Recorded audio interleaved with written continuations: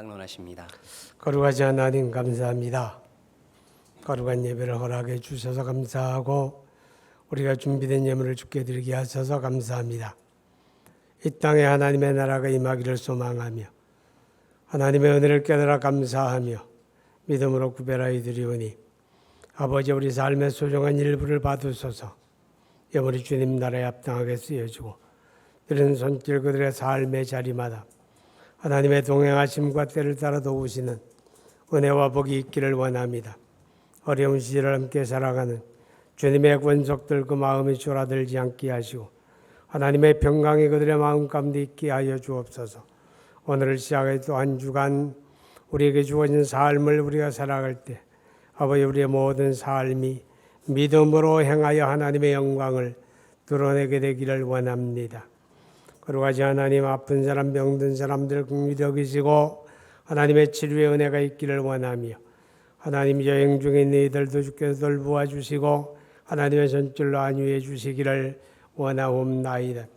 거룩하신 하나님 아버지, 이제도 기도하며 간구하는 것은 저들의 삶에 간절한 소망과 기도하는 것들이 하나님의 말씀 듣고 아멘하며 찬양하는 가운데 응답되어지는 역사 있기를 원합니다. 예수님 이름으로 기도하옵나이다. 아멘. 오늘 이제 성찬식이 있어가지고 예배가 조금 속도감 있게 진행이 되다 보니까 우리 봉헌하는 분들이 깜짝 놀란 것 같아요. 아직은 아닌데 했는데 깜짝 놀랐어요.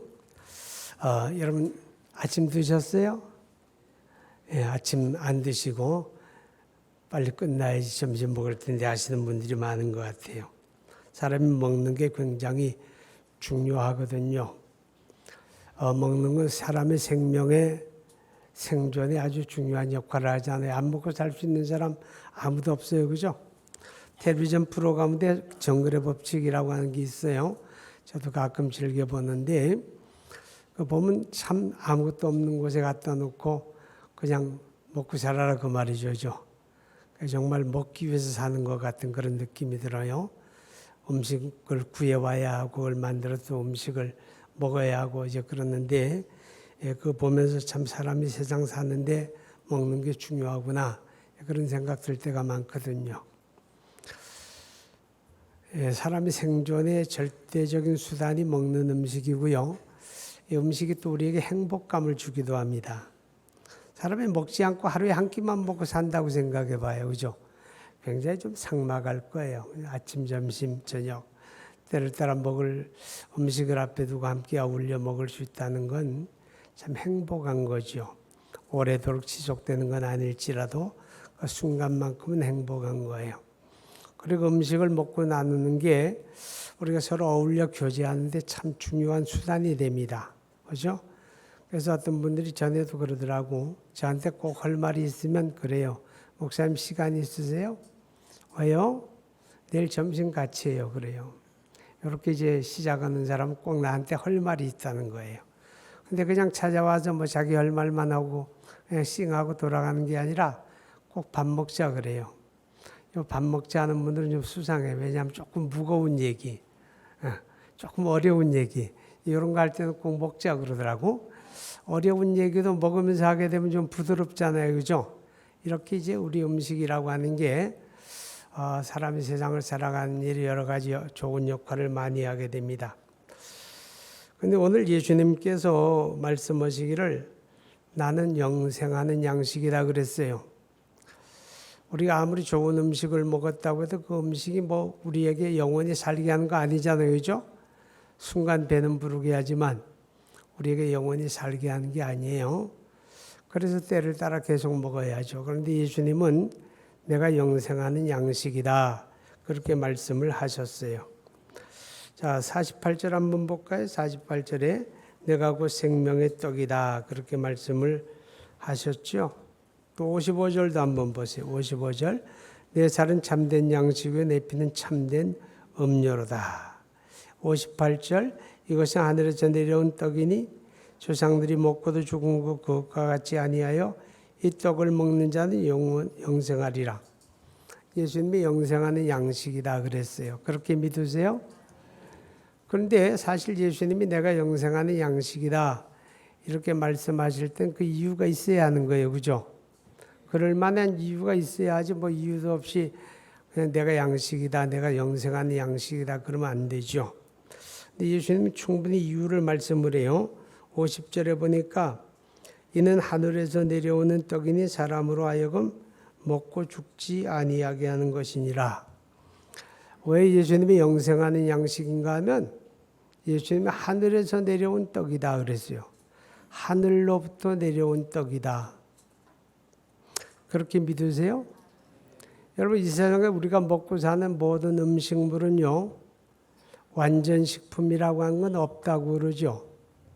완전 식품은 없다는 거죠. 왜 그런가 하면 어떤 좋은 식품이라고 해도 우리 몸에 유익을 주는 부분이 있는가 하면 상대적이니까 또 얼마간씩은 우리 몸에 해를 끼치는 부분도 그런 요소도 다 포함하고 있는 거죠.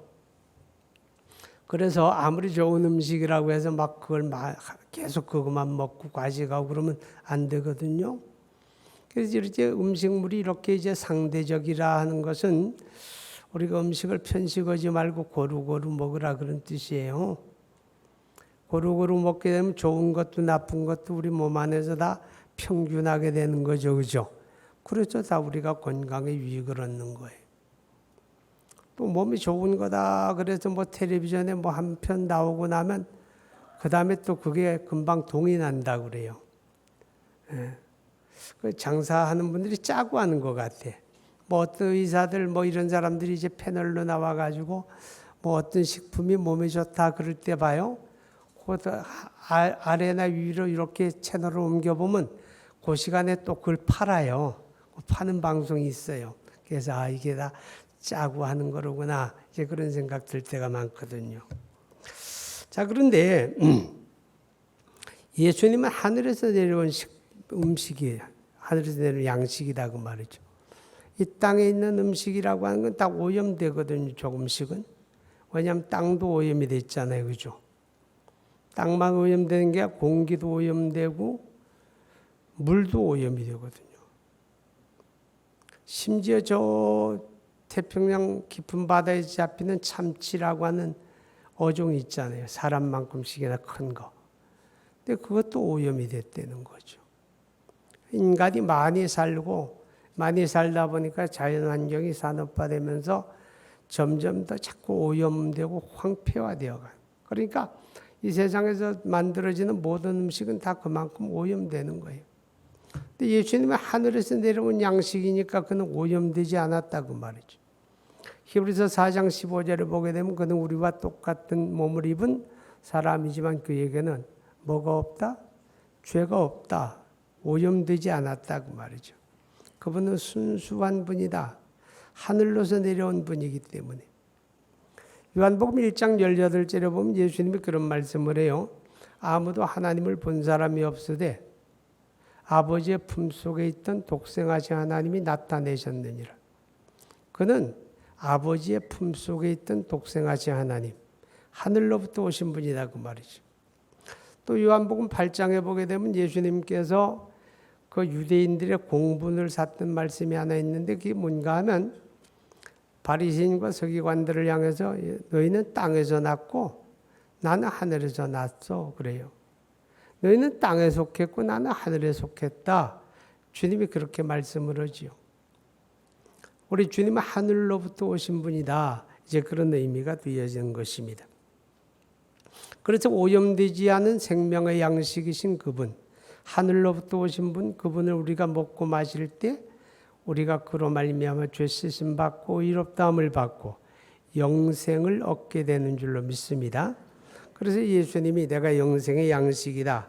왜냐하면 나는 하늘로부터 내려온 양식이다 그랬어요.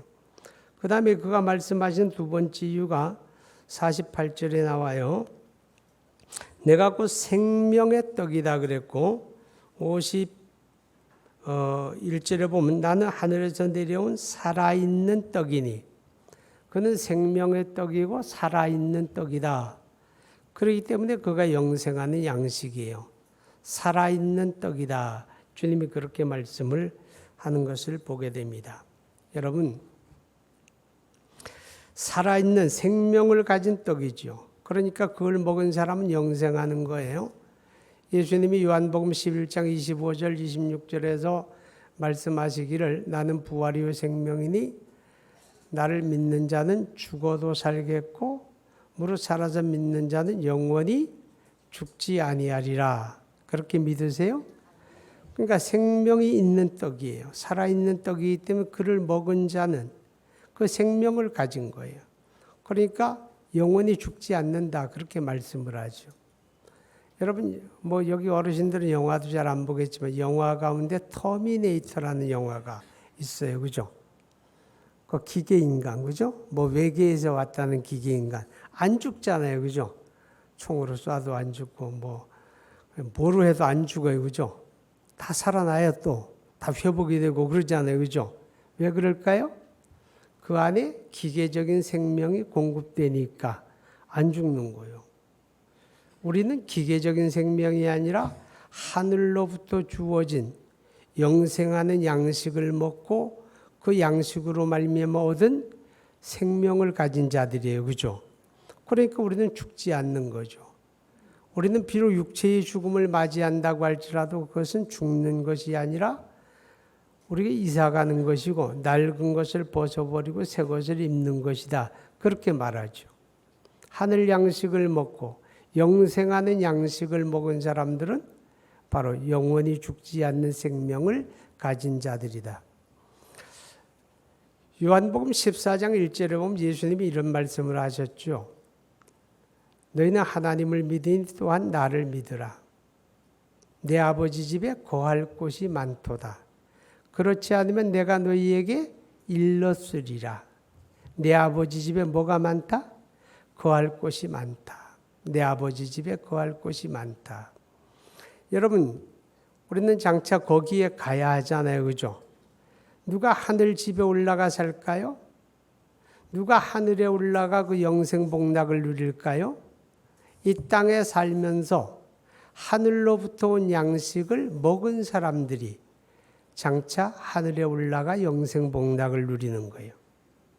이 땅에 살면서 하늘로부터 온 그 양식을 먹지 않은 사람들은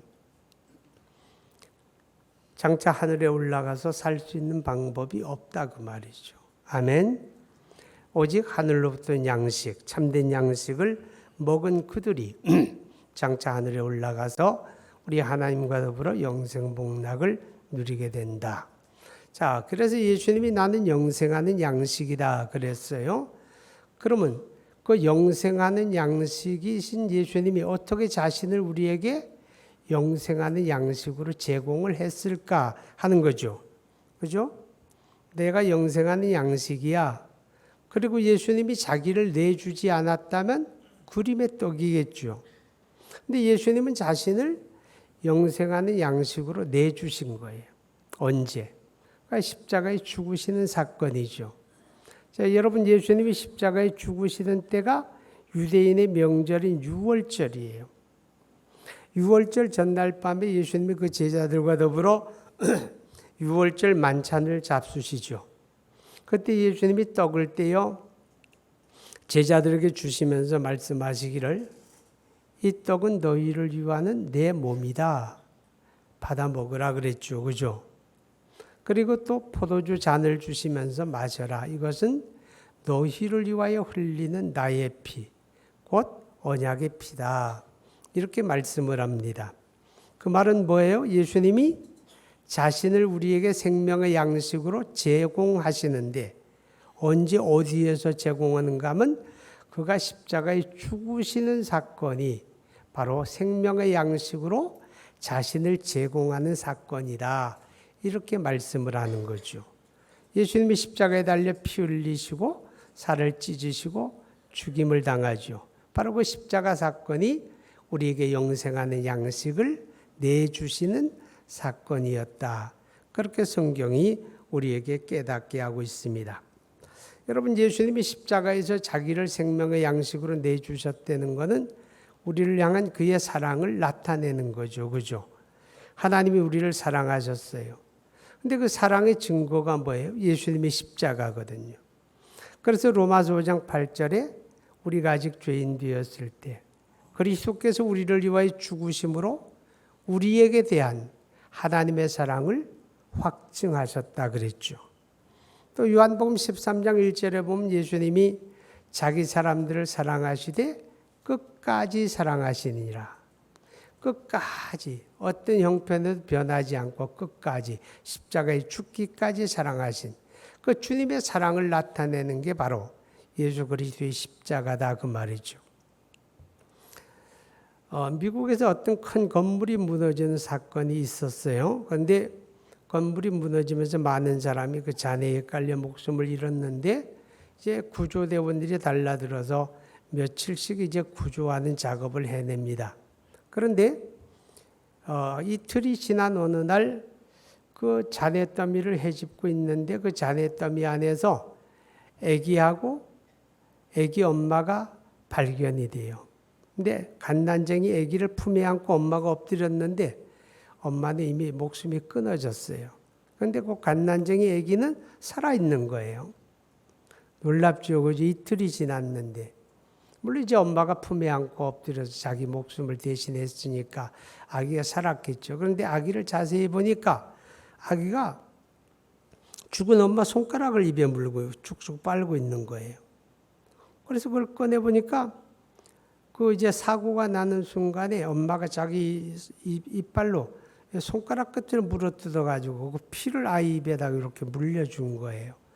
그러니까 아이가 엄마 피를 빨아먹으면서 이제 이틀이 지나도록 생존했더라. 이제 그런 이야기입니다. 엄마의 피가 아기의 생명을 살리는 것처럼 그리스도 예수의 피가 우리를 살리는 겁니다. 예수의 피가. 우리가 그 피가 내 안에 들어옴으로 내 안에 죄의 독소가 해소되게 되고 우리를 죽을 목숨에서 영생하는 목숨으로 우리를 바꾸어 준다라고 하는 것입니다. 자, 그러면 우리가 그 양식을 먹어야 하잖아요. 그죠? 주님이 십자가에서 자신을 생명의 양식으로 제공을 해 주셨는데 먹지 않으면 그림의 떡이잖아요. 그럼 먹는 게 뭐예요? 어떻게 먹을 수가 있어요? 그게 이제 믿는 거예요. 자, 여러분 48절 한번 보십니다. 47절 시작. 진실로 진실로 너희에게 이르노니 믿는 자는 영생을 가졌나니. 자, 여러분 여기 보면 믿는 자는 영생을 가졌나니. 그러니까 우리가 생명의 양식을 먹고 마셔야 하는데 먹고 마시는 게 뭐냐? 예수 믿는 거예요. 아멘. 예수 믿는 거. 나는 예수님을 믿습니다. 그러면 그 예수님을 내가 받아들이는 거예요.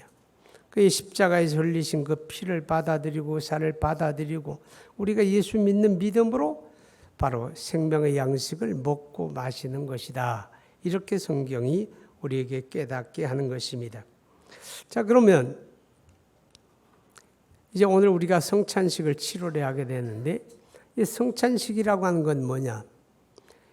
사람이 만든 게 아니고 교회가 뭐 결정한 게 아니고 주님이 제정한 거잖아요. 그죠? 앞서서 제가 소개한 것처럼 십자가에 죽으시기 전날 밤 유월절 음식을 잡수시면서 떡을 떼어 제자들에게 주시며 받아 먹으라. 이것은 너희를 위하는 내 살이다 그랬고 또 잔을 주시면서 받아 마셔라. 이것은 너희를 위하여 흘리는 나의 피고 언약의 피다. 그러면서 주님이 너희가 앞으로 이것을 행하여 나를 기념하라.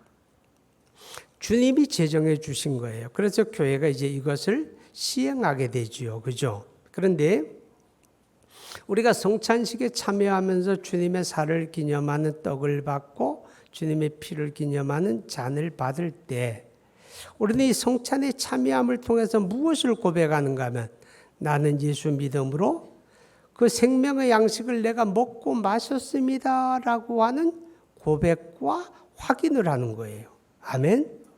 나는 생명의 양식을 먹고 마셨습니다. 누가? 내가. 그 생명의 양식을 먹고 마셨다는 걸 확인하고 고백하는 시간이 바로 성찬에 참여하는 시간이죠. 이 성찬식은 주님이 십자가에서 죽으신 것을 재현하는 사건이에요. 재현하면서 우리가 주님의 십자가 구속의 은혜 가운데 우리 믿음 뿌리를 깊게 내리고 우리가 그 은혜를 회복하는 그런 의미도 있지만 구원받은 우리는 나는 영생하는 양식을 먹고 마셨다라고 하는 확인과 고백하는 시간이 되어진다라고 하는 거죠. 우리가 7월 달에 이 성찬식을 중간에 한번 갖는 이유가 뭔가 하면 우리가 이제 전반기 삶을 마치고 후반기 삶을 열었잖아요. 그죠? 근데 우리 전반기 삶을 좀 반성하고 새롭게 다짐하자, 그런 의미예요. 내 믿음 생활, 내 신앙, 내가 하나님의 교회를 섬기는 일, 내가 믿음으로 살아가는 나의 삶, 이대로 족한가? 한번 살펴봐야죠. 그죠? 문제는 없는가? 고칠 건 없는가? 뭔가 새로워져야 할 건 없는가? 우리 삶을 반성하고 우리 신앙을 반성하고 우리 사명을 한번 반성해 보고, 그리고 주님의 그 살과 피를 받는 그 자리에서 우리가 후반기 우리의 삶과 신앙을 어떻게 감당할 것인가를 우리 한번 결단하고 다짐하자는 의미입니다. 아시겠죠? 그래서 여러분이 이 잔을 받고 떡을 받을 때 그런 자기 반성과 새로운 삶의 다짐과 결단이 세워지는 그런 은혜가 있게 되기를 주님의 이름으로 축복합니다.